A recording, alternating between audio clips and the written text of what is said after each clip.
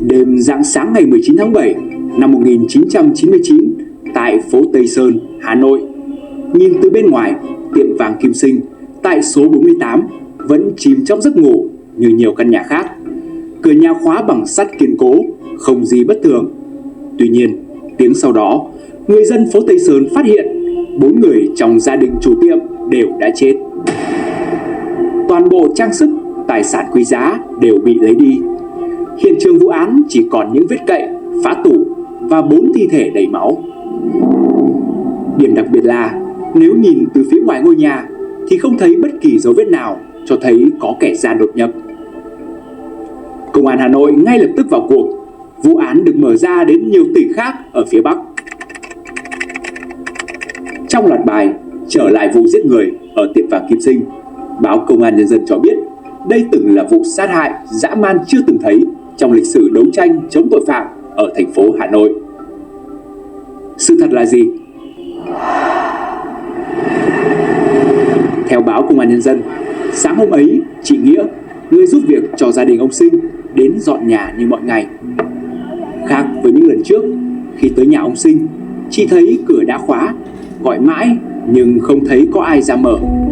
Thấy bất thường, chị vội vàng về gọi anh Tấn, con trai cả của ông bà Sinh. Anh Tấn cùng mọi người phá cửa vào nhà thì phát hiện thi thể ông Sinh, bà Tịnh nằm ngay giữa nhà. Đi vào bên trong, mọi người tiếp tục phát hiện thêm thi thể của anh Tảo và Thức, hai người con trai của vợ chồng ông Sinh. Ngay sau đó, vụ việc được báo lên công an quận rồi chuyển lên phòng cảnh sát hình sự Hà Nội. Theo lời khai của chị Nghĩa, tối hôm trước khi chị đang dọn dẹp nhà ông Sinh thì thấy một thanh niên mặt lưỡi cày, người dong dọc cao tới. Người này chị cũng đã biết mặt vì trước kia nhiều lần mang vả cốm xuống bán cho ông Sinh. Chị không nhớ tên, chỉ nghe nói là ở Tuyên Quang. Lúc này, con trai ông Sinh là anh Tấn nhận ra người thanh niên ấy tên là Châu. Theo báo Pháp luật Hồ Chí Minh, chủ tiệm vàng Kim Sinh là vợ chồng ông Sinh, đã ngoài 70 tuổi, có 3 người con. Một người sống ở nhà riêng là anh Tấn, hai người còn lại là Tảo và Thức đều bị tâm thần, sống chung với vợ chồng ông. Ngoài ra, gia đình ông Sinh còn một người giúp việc theo giờ là chị Nghĩa. Đối tượng Châu quê ở Tuyên Quang, làm nhiều nghề khác nhau và từng có thời gian buôn vàng cốm. Trong thời gian đó, Châu thường lui tới tiệm vàng của ông Sinh để trao đổi. Nhờ vậy, mối quan hệ giữa Châu và gia đình ông Sinh trở nên thân thiết. Hắn thường được ông cho ngủ qua đêm mỗi khi lên Hà Nội. Trước hôm diễn ra án mạng một ngày, sáng sớm, Châu đi xe khách xuống Hà Nội, đem theo một cái cặp. Bên trong có một áo mưa, một quần dài, 3 chiếc áo và 700.000. Đến Hà Nội, hắn thuê xe ôm đi ra chợ hôm Đức Viên, mua một con dao nhọn, loại dao Thái Lan 25.000 đồng, bỏ vào chiếc cặp mang theo. Sau đó, Châu tiếp tục thuê xe ôm đi tới ngã tư Ô Chợ Dừa. Châu ăn và uống chè tại quán nước đối diện tiệm vàng Kim Sinh. Đến khoảng 20 giờ 30, khi thấy tiệm vàng đã nghỉ bán hàng, Châu bắt đầu tiến vào. Vì có quen biết từ trước nên khi gặp Châu, vợ chồng ông Sinh niềm nở tiếp đón. Sau khi trò chuyện, Châu đề nghị ngủ lại nhà ông Sinh. Vì trước đây Châu từng ngủ lại nhà nhiều lần nên ông Sinh không đề phòng, vui vẻ đồng ý cho Châu ngủ với Thức, con trai mình. 21 giờ, Phạm Ngọc Toản, cháu nội của ông Sinh đến chơi và biết đến sự có mặt của Châu, nhưng không nghi ngờ gì vì nghĩ là người quen của gia đình ông mình. Gần 22 giờ, chị Nghĩa và anh Toản ra khỏi nhà. Ông Sinh ra kéo cửa sắt và khóa lại. Sau đó, ông đi lấy thuốc ngủ cho hai người con bị bệnh tâm thần là Thức và Tảo uống. Châu được ông Sinh cho nằm chung giường với Thức như mọi lần. Hắn lại trằn trọc cả đêm không ngủ. Đến khoảng 3 giờ sáng, khi mọi người ngủ say, hắn bắt đầu hành động. Hắn lén ra ngoài quan sát mọi thứ, rồi nhẹ nhàng mở chiếc cặp đen, lấy con dao Thái Lan đã mua từ sáng ra. Bước đầu thấy Thức ngủ say, Châu bịt miệng Thức trước, dùng dao cắt cổ anh. Người này giãy mạnh, đập mạnh chân xuống giường, thấy máu tóe ra, Châu lập tức lấy chăn trùm lại. Tiếng động ấy vô tình làm ông Sinh tỉnh giấc. Ông đi sang phòng hỏi: "Cái gì mà đập mạnh thế?" Châu nhẹ nhàng đáp: Ôi thằng Thức nó ngủ mê ông ạ. Khiếp, thằng mê nói linh tinh quá. Do điện tắt, mặt lại kém, nên khi nhìn vào giường, ông Sinh không hề biết con mình đã bị giết. Tiếp tục đến giường Tảo, ông Sinh bật đèn thì thấy Tảo đang ngủ say nên đi ra. Thấy ánh đèn từ phòng Tảo, Châu lo sợ bị ông Sinh phát hiện nên chờ ông đi đến sát giường anh Thức thì bất ngờ đâm một nhát vào người ông Sinh. Cú đâm bị trượt, ông Sinh lúc này cũng biết được âm mưu của Châu nên giằng co con dao trong tay hắn. Nhưng sức của ông Sinh thì không chống cự nổi Châu. Hắn xông tới áp sát vào người ông Sinh, đâm chém liên hồi. Nghe tiếng động mạnh, vợ ông Sinh, bà Tịch tỉnh giấc, xông vào giằng co với Châu. Do bị thương nặng, ông Sinh ngã gục xuống trước cửa khu bếp và nhà vệ sinh. Bà Tịch sau đó bị mất đà rồi ngã sấp xuống nền cửa. Tên sát nhân mới dùng dao kết liễu mạng sống của nạn nhân thứ ba. Lúc này anh Tảo bị đánh thức bởi tiếng động mạnh. Nhìn thấy cảnh bố mẹ bị giết, anh Tảo chỉ lẩm nhẩm: đâm chết chúng nó đi, đâm chết chúng nó đi. Biết Tảo là người tâm thần nặng nên Châu không giết mà đi lục tìm chìa khóa. Sau khi tìm xong chìa khóa, Châu quay lại nhờ Tảo: mày ngồi đây trông bọn này rồi tao cho tiền. Anh Tảo không biết chuyện gì, chỉ nhìn rồi gật đầu. Châu cậy phá tủ kính trưng bày vàng rồi vơ vét tất cả vàng, nhẫn, dây chuyền, hoa tai, vòng đeo tay và các loại lắc. Thấy hòm sắt nhỏ có khóa, Châu dùng búa đinh kéo sắt đập phá và lấy được một dây chuyền, một lắc đeo tay bằng vàng ta nặng khoảng 1 lượng, một sợi dây chuyền khoảng hơn 2 lượng, hoa tai, nhẫn, mặt đá và một chiếc đồng hồ Seiko. Toàn bộ số vàng lấy được hắn cho vào chiếc cặp đem theo. Chiếc hòm sắt, búa đinh và kéo thì hắn để lại ở gian phòng thứ hai. Lấy tài sản xong, Châu cầm dao tiến đến chỗ anh Tảo, đâm nhiều nhát trên khắp cơ thể anh. Khi bị đâm nhát dao thứ nhất thì anh Tảo ngẩng đầu lên nói: tôi vẫn trông cho anh đấy chứ, rồi gục xuống giường.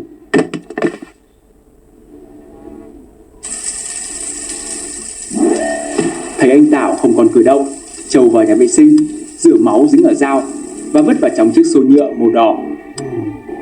Châu tắm rửa, giặt chiếc quần dính máu rồi lại mặc tiếp. Đến khoảng 5 giờ sáng, hắn mang theo tài sản ra ngoài, đi bộ đến cổng bệnh viện Đống Đa và thuê xe ôm trở ra bến xe phía Nam. Tại bến xe, Châu bắt xe khách đi Nam Định. 9 giờ sáng ngày 19 tháng 7, hắn về đến Nam Định, tiếp tục thuê xe ôm về nhà người cô ruột tên Thuộc, nhưng bà không có ở nhà. Thấy bà Thuộc không có nhà, Châu sang nhà một bác sĩ đã nghỉ hưu để xem vết thương xảy ra trong lúc giằng co với bà Tịch. Hắn khâu 5 mũi ở lòng bàn tay trái rồi trở về lại nhà bà Thuộc. Biết cháu mình không phải người tử tế nên khi thấy vết băng bó trên tay, bà Thuộc nghĩ là do đánh nhau bị thương chứ không nghi ngờ gì hơn. Đến tối lúc bà vắng nhà, Châu lấy chiếc cặp ra và phân loại các đồ trang sức đã cướp được.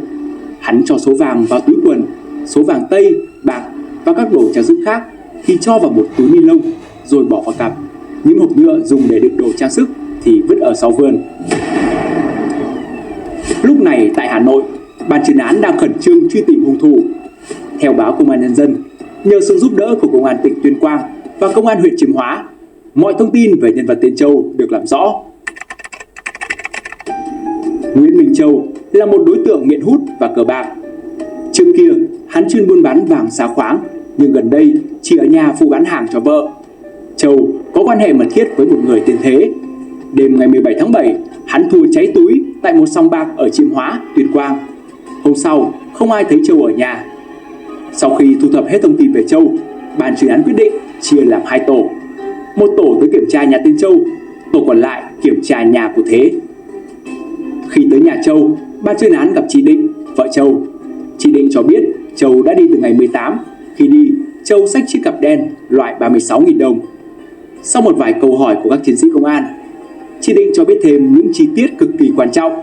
Ngày trước, mỗi khi về Hà Nội, Châu vẫn ở nhà ông Sinh buôn vàng ở gần gò Đống Đa.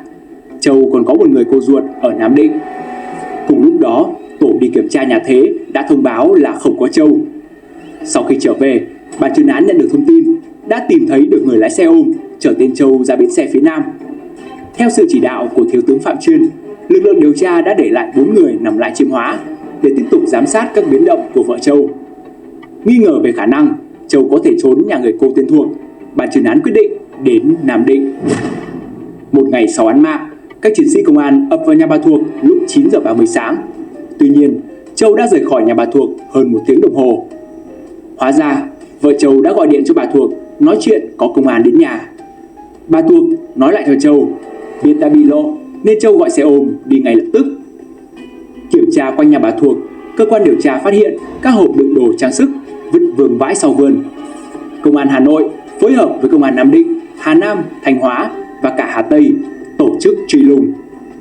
Các điều tra viên của Phòng Cảnh sát điều tra Công an Hà Nội nhận định rằng kẻ gây ra tội ác nghiêm trọng như vậy phải là một kẻ lì lợm, có thể hắn đã có tiền án, tiền sự ở đâu đó. Như vậy thì hồ sơ tội phạm của hắn có thể không nằm ở Công an Hà Nội hay Công an các tỉnh, nhưng sẽ nằm ở Cục Hồ sơ Nghiệp vụ Cảnh sát thuộc Tổng cục Cảnh sát. Lập tức, các dấu vân tay thu được ở tiệm vàng Kim Sinh cùng với dấu vân tay nằm trong hồ sơ của Công an Tuyên Quang được gửi đến Cục Hồ sơ Nghiệp vụ Cảnh sát. Đến 16 giờ ngày 20 tháng 7, toàn bộ đặc điểm nhận dạng và lý lịch của Châu đã được nhận diện. Qua thông tin từ hồ sơ, Châu đã từng bị Công an tỉnh Hà Nam Ninh cũ bắt và lập hồ sơ về tội đánh bạc. Công an Hà Nội lúc này chia làm 4 nhóm. Nhóm thứ nhất cùng với Công an Tuyên Quang lập một trạm kiểm soát lưu động ngay trên cây số 5 đường vào thị xã Chiêm Hóa. Nhóm thứ hai đi khu vực Hà Nam, Nam Định.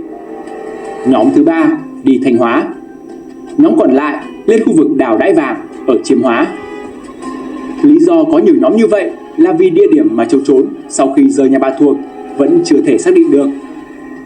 Tại Nam Định, có nhân chứng cung cấp thông tin rằng vào trưa ngày 20, Châu đã lên một chiếc xe khách tại bến xe Nam Định, tuyến Nam Định, Hà Giang. Đặc điểm là chân đi giày, tay trái bị băng và xách một chiếc cặp đen. 200 cảnh sát Hà Nội và gần 100 cán bộ chiến sĩ các tỉnh được huy động để truy lùng Châu từ Nam Định, Hà Nam, Hà Nội, Vĩnh Phú, Phú Thọ, Tuyên Quang. Theo báo Pháp luật Thành phố Hồ Chí Minh, ngày 21, mũi ở Chiêm Hóa nhận được một tin tức quan trọng. Một người bạn của Châu cho biết rằng trước kia hắn đã bị công an Hà Nam bắt vì tội đánh bạc ở Duy Tiên. Tại đây, Châu có một người bạn tên là Oánh. Nghi ngờ Châu có thể sẽ tìm đến Oánh, các trinh sát quyết định đến Duy Tiên.